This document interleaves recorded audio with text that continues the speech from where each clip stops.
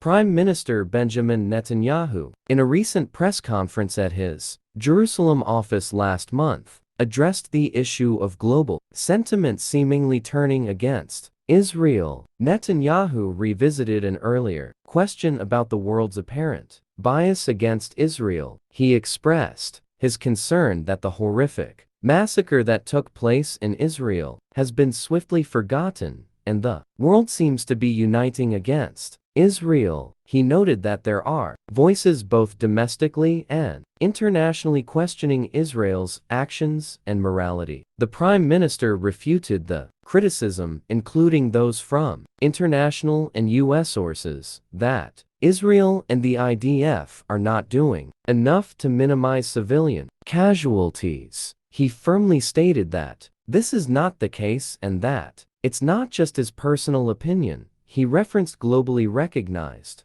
urban warfare experts like David Petraeus and John Spencer, who argue that no other army in the world has done what the IDF has done to minimize casualties and achieve unparalleled successes. Netanyahu passionately questioned how good people worldwide could rally against Israel with large protests in global capitals while remaining silent about the millions massacred or displaced in conflicts like the Syrian civil war, Yemen's internal war, and others. He emphasized that every civilian death is a tragedy, but the numbers are significantly smaller compared to the mass killings elsewhere. Netanyahu recalled a conversation with his father, a renowned historian who extensively studied anti-Semitism.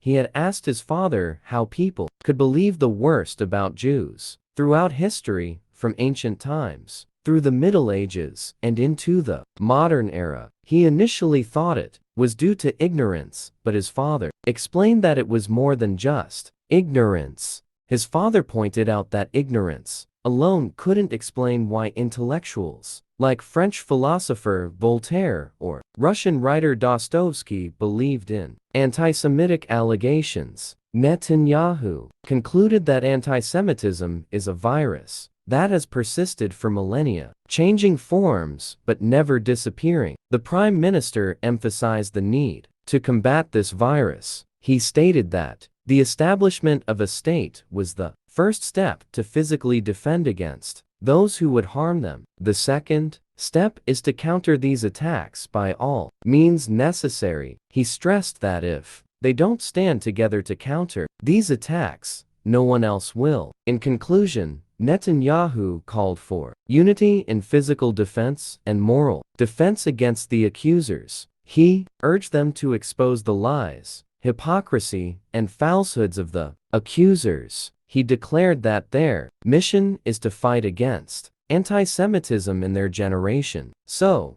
Netanyahu concluded, we have to unite in the physical defense and in the moral defense against the accusers and accuse them of the lies, the hypocrisy, the falsehood. That, I'd say, is our mission, the fight against anti-Semitism in our generation.